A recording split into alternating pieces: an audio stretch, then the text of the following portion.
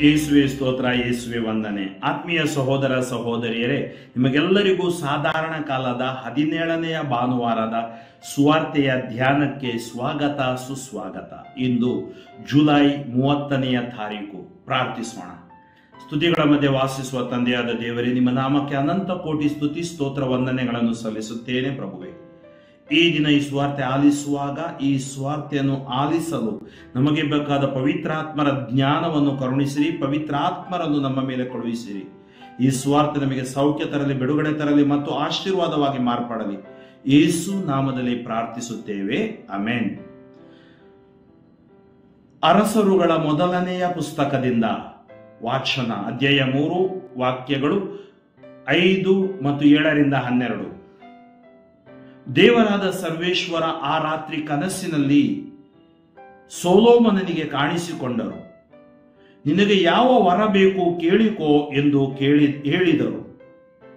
ನನ್ನ ದೇವರಾದ ಸರ್ವೇಶ್ವರ, ನನ್ನ ತಂದೆಗೆ ಬದಲಾಗಿ ನಿಮ್ಮಿಂದ ಅರಸನಾಗಿ ನೇಮಕಗೊಂಡಿರುವ ನಿಮ್ಮ ದಾಸನಾದ ನಾನು ಇನ್ನೂ ಚಿಕ್ಕವನು, ವ್ಯವಹಾರ ಜ್ಞಾನ ಇಲ್ಲದವನು. ನಿಮ್ಮ ದಾಸನಾದ ನಾನು ಅಸಂಖ್ಯಾತ ಮಹಾಜನಾಂಗವಾದ ನಿಮ್ಮ ಸ್ವಕೀಯ ಪ್ರಜೆಯ ಮಧ್ಯೆ ಇದ್ದೇನೆ. ಆದುದರಿಂದ ಅದನ್ನು ಆಳುವುದಕ್ಕೂ ನ್ಯಾಯ ಅನ್ಯಾಯಗಳನ್ನು ಕಂಡುಹಿಡಿಯುವುದಕ್ಕೂ ನನಗೆ ವಿವೇಕವನ್ನು ದಯಪಾಲಿಸಿರಿ. ಈ ಮಹಾಜನಾಂಗವನ್ನು ಆಳಲು ಯಾರೂ ಸಮರ್ಥರಲ್ಲ ಎಂದು ಬೇಡಿಕೊಂಡನು. ಸೊಲೊಮೋನನ ಈ ಬಿನ್ನಹವನ್ನು ಸರ್ವೇಶ್ವರನಾದ ದೇವರು ಮೆಚ್ಚಿದರು. ಅವರು ಆತನಿಗೆ, ನೀನು ದೀರ್ಘಾಯುಷ್ಯವನ್ನಾಗಲಿ ಸಿರಿ ಸಂಪತ್ತನ್ನಾಗಲಿ ಶತ್ರು ವಿನಾಶವನ್ನಾಗಲಿ ಕೇಳಿಕೊಳ್ಳಲಿಲ್ಲ. ನ್ಯಾಯ ನಿರ್ಣಯಿಸುವುದಕ್ಕೆ ಬೇಕಾದ ವಿವೇಕವನ್ನು ಬೇಡಿಕೊಂಡೆ. ಆದ್ದರಿಂದ ನಿನ್ನ ಬಿನ್ನಹವನ್ನು ನೆರವೇರಿಸಿದ್ದೇನೆ ನೋಡು. ನಿನ್ನ ಬಿನ್ನಹವನ್ನು ನೆರವೇರಿಸಿದ್ದೇನೆ ನೋಡು.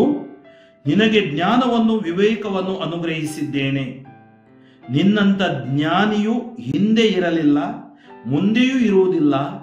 ಇದಲ್ಲದೆ ನೀನು ಕೇಳಿದಂಥದ್ದನ್ನೂ ನಿನಗೆ ಅನುಗ್ರಹಿಸಿದ್ದೇನೆ. ನಿನ್ನ ಜೀವಮಾನದಲ್ಲೆಲ್ಲ ಸಿರಿ ಸಂಪತ್ತಿನಲ್ಲಿಯೂ ಘನತೆ ಗೌರವದಲ್ಲಿಯೂ ನಿನಗೆ ಸಮಾನವಾದ ಅರಸನು ಇನ್ನೊಬ್ಬನಿರುವುದಿಲ್ಲ.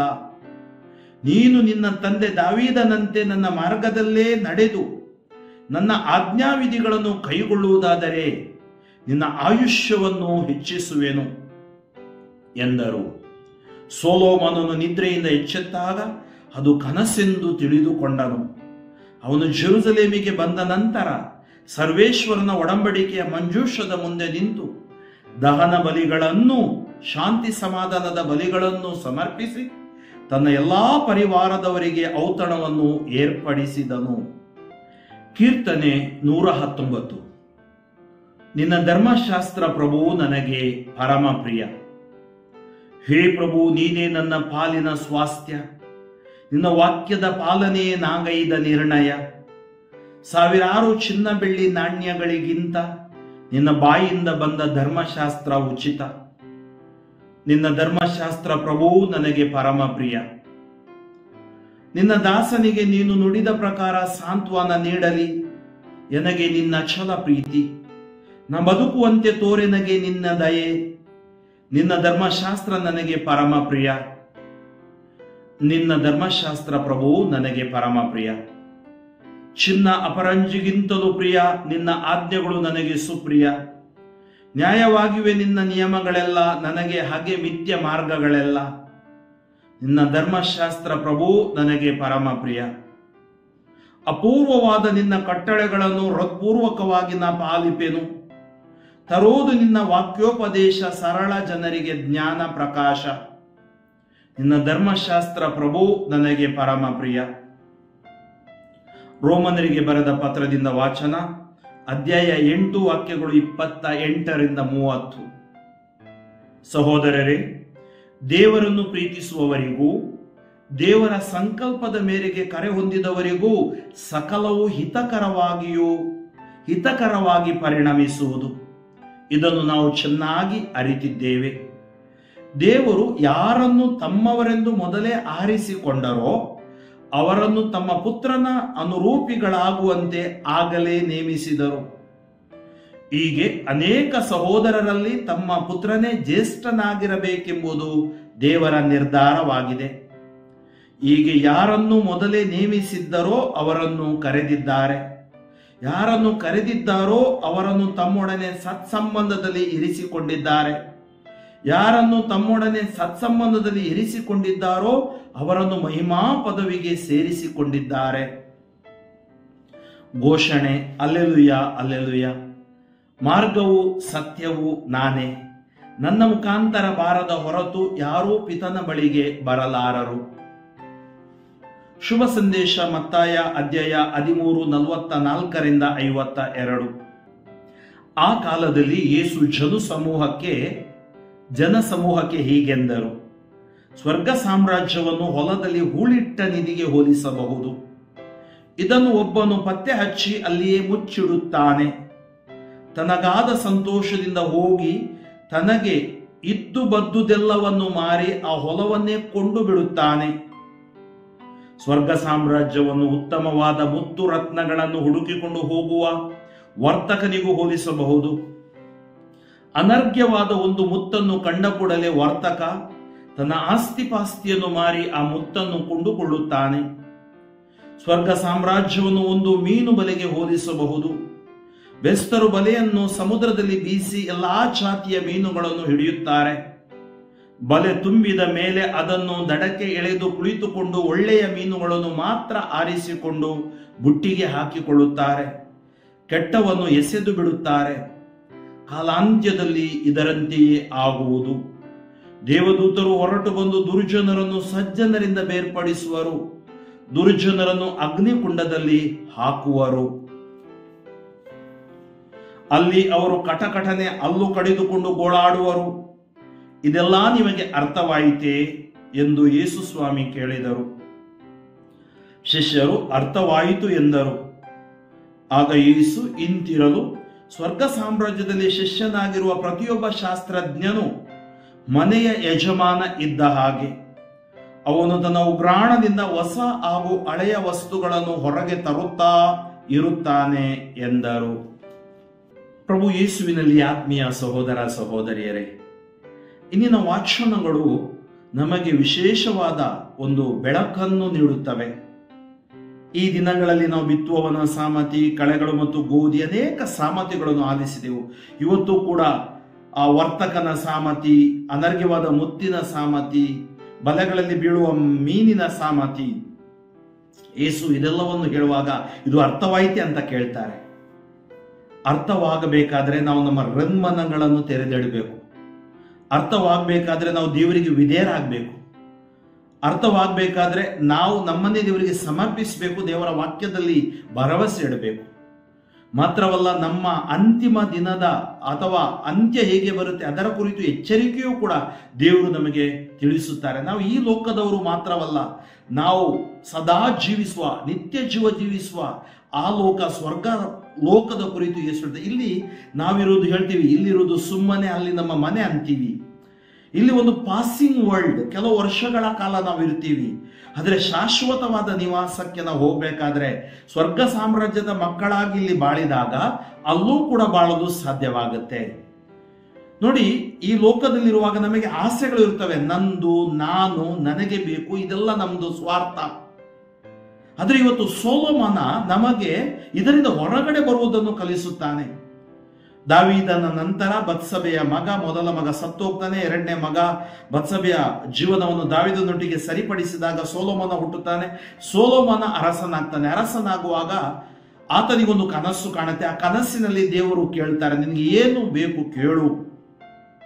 ಸೊಲೊಮೋನ ಎಷ್ಟು ಒಂದು ಪ್ರೀತಿಯಲ್ಲಿ ದೇವರ ತುಂಬಿದ್ದ ಅಥವಾ ಜ್ಞಾನದಲ್ಲಿ ತುಂಬಿದ್ದ ಅಂದರೆ ಅವನು ಸ್ವಾರ್ಥಿ ಆಗಿರಲಿಲ್ಲ. ಅವನಿಗೆ ಅಧಿಕಾರ ಬಂತು ಅಂತೇಳಿ ಅಧಿಕಾರಕ್ಕಾಗಿ ತನ್ನನ್ನೇ ಮಾರಿಕೊಳ್ಳಲಿಲ್ಲ. ಅಧಿಕಾರಕ್ಕೆ ಗುಲಾಮನೂ ಆಗಿಲ್ಲ. ಈ ಅಧಿಕಾರ ದೇವರು ಕೊಟ್ಟಿದ್ದು. ಆದ್ದರಿಂದ ಆ ದೇವರು ನನಗೆ ಈ ಅಧಿಕಾರವನ್ನು ನಡೆಸಲು ಜ್ಞಾನವನ್ನು ಕರುಣಿಸಲಿ, ವಿವೇಕವನ್ನು ಕರುಣಿಸಲಿ. ಏಕೆಂದರೆ ಇಷ್ಟು ಅಗಾಧ ಜನಾಂಗದವರ ಮಧ್ಯೆ ನಾನು ನನ್ನ ಜೀವನವನ್ನು ಜೀವಿಸುವಾಗ ನಾನು ದೇವರ ಹಾದಿಯಲ್ಲಿ ಇವರನ್ನು ಕಟ್ಟಬೇಕು, ದೇವರ ಮಕ್ಕಳನ್ನಾಗಿ ಇವರನ್ನು ಮಾಡಬೇಕು.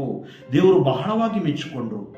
ನೀನು ನಿನಗಾಗಿ ಏನು ಕೇಳದೆ ದೇವರ ಚಿತ್ತದಂತೆ ಕೇಳಿದೆಯಲ್ಲ, ಅದಕ್ಕಾಗಿ ನಿನಗೆ ಎಲ್ಲವೂ ಸಿಗುವುದು.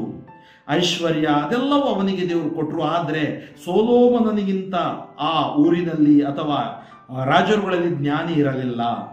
ಶೇಬಾದ ರಾಣಿ ಕೂಡ ನೋಡಲು ಬಂದಳು. ಅನೇಕ ತೀರ್ಪುಗಳನ್ನು ಸೊಲೊಮೋನ ನೀಡಿದ. ಆದರೆ ಯೇಸು ಸ್ವಾಮಿ ಹೇಳ್ತಾರೆ, ಸೊಲೊಮೋನನಿಗಿಂತಲೂ ಮೇಲಾದವನು ಇಲ್ಲಿದ್ದಾನೆ, ಯೋನನಿಗಿಂತಲೂ ಮೇಲಾದವನು ಪ್ರಭು ಯೇಸು ಸ್ವಾಮಿ. ಅವರು ದೇವರ ಜ್ಞಾನವಾಗಿದ್ದಾರೆ. ಅವರೇ ನಮ್ಮ ಜ್ಞಾನ ಮತ್ತು ವಿವೇಕ ಸಂಪತ್ತು, ಸಿರಿ ಸಂಪತ್ತು ಅವರಲ್ಲಿ ಅಡಗಿದೆ. Is the source of wisdom and understanding. ಅದರಿಂದ ಸೊಲೊಮೋನನನ್ನು ಕೇಳಿದ್ದು ದೇವರಿಗೆ ಮೆಚ್ಚುಗೆ ಆಯಿತು. ಆತ್ಮೀಯರೇ, ಇವತ್ತು ಯೇಸು ಕೇಳ್ತಾರೆ, ನಿಮಗೆ ಅರ್ಥವಾಯಿತೆ? ಈಗ ನಮ್ಗೆ ಅರ್ಥವಾಯ್ತಾ? ಯಾಕೆ ನಾವು ಈ ವಾಚನಗಳು ಓದ್ತಾ ಇದ್ದೀವಿ? ನಮ್ಗೆ ನಮ್ಮ ಸ್ವಾರ್ಥ ಅಲ್ಲ, ನಾವು ದೇವರ ಚಿತ್ತದಂತೆ ಮಾಡಬೇಕು, ದೇವರ ಚಿತ್ತದಂತೆ ಜೀವಿಸಬೇಕು. ದೇವರ ಚಿತ್ತದಂತೆ ನಮ್ಮ ಜೀವನವನ್ನು ರೂಪಿಸಿದಾಗ ಬಲಹೀನತೆಗಳು ಇದ್ರೂ ದೇವರು ಅವುಗಳನ್ನು ಮನ್ನಿಸಿ ನಮ್ಮನ್ನು ಆಶೀರ್ವದಿಸಿ ಕಾಪಾಡಿ ರಕ್ಷಿಸುತ್ತಾರೆ. ಇನ್ನಿನ 2ನೇ ವಾಚನದಲ್ಲಿ ನಾವು ಆಲಿಸಿದೆವು, ದೇವರು ನಮ್ಮನ್ನು ತಮ್ಮ ಪುತ್ರನ ಅನುರೂಪಿಗಳಾಗುವಂತೆ ನೇಮಿಸಿದರು. ನೋಡಿ, ದೇವರು ನಮ್ಮನ್ನು ಕರೆದಿದ್ದಾರೆ. ಹೀಗೆ ಯಾರನ್ನು ಮೊದಲೇ ನೇಮಿಸಿದ್ದಾರೋ ಅವರನ್ನು ಕರೆದಿದ್ದಾರೆ. ಯಾರನ್ನು ಕರೆದಿದ್ದಾರೋ ಅವರನ್ನು ತಮ್ಮೊಡನೆ ಸತ್ಸಂಬಂಧದಲ್ಲಿ ಇರಿಸಿಕೊಂಡಿದ್ದಾರೆ. ಯಾರನ್ನು ತಮ್ಮೊಡನೆ ಸತ್ಸಂಬಂಧದಲ್ಲಿ ಇರಿಸಿಕೊಂಡಿದ್ದಾರೋ ಮಹಿಮಾ ಪದವಿಗೆ ಸೇರಿಸಿಕೊಂಡಿದ್ದಾರೆ. ದೇವರ ಕರೆ ನಮಗೆಲ್ಲರಿಗೂ ಸಿಕ್ಕಿದೆ. ಸೊಲೊಮೋನನಂತೆ ನಿಸ್ವಾರ್ಥವಾಗಿ ನಾವು ಪ್ರಾರ್ಥಿಸೋಣ. ವಿಶೇಷವಾಗಿ ಇಂದಿನ ಈ ಸಾಮತಿಗಳಲ್ಲಿ ಹೇಗೆ ಅನರ್ಘ್ಯವಾದ ಅಥವಾ ಆ ಅತಿ ಅಪಾರವಾದ ಬೆಲೆಯುಳ್ಳ ವಸ್ತುವನ್ನು ಕೊಂಡುಕೊಳ್ಳಲು ಅವನು ಇದ್ದು ಬದ್ದುದೆಲ್ಲ ಮಾರಿ ಆ ಹಣವನ್ನು ತಂದು ಆ ಹೊಲವನ್ನು ಕೊಂಡುಕೊಳ್ಳುತ್ತಾನೋ, ಹಾಗೇನೆ ಸ್ವರ್ಗ ಸಾಮ್ರಾಜ್ಯದ ಪ್ರಜೆಗಳಾಗಿ ನಾವು ಬಾಳಬೇಕು. ಎಲ್ಲವನ್ನು ಬಿಟ್ಟು ಈ ಲೋಕದ ಆಶೆ ಆಲೋಚನೆಗಳು ಅಥವಾ ಈ ಲೋಕದ ಗುಲಾಮರಾಗದೆ, ಲೋಕ ಬೇಕು ನಮಗೆ, ಅದರ ಗುಲಾಮರಾಗದೆ, ತಾವರೆ ಕೆಸರಿನಲ್ಲಿದೆ ಆದರೆ ತಾವರೆಗೆ ಕೆಸರು ತಾಗುವುದಿಲ್ಲ. ಹಾಗೆ ಈ ಲೋಕದ ಕೆಸರಿನಿಂದ ನಾವು ಬಿಡುಗಡೆ ಹೊಂದಿ, ಅಂದ್ರೆ ಪಾಪದಿಂದ, ನೈತಿಕತೆ, ಅಕ್ರಮದಿಂದ ಬಿಡುಗಡೆ ಹೊಂದಿ ಪ್ರಭುವಿನ ಪ್ರೀತಿಯ ಪ್ರಜೆಗಳಾಗಿ ದೇವರ ಮಕ್ಕಳಾಗಿ ನಾವು ಬಾಳತಕ್ಕದ್ದು.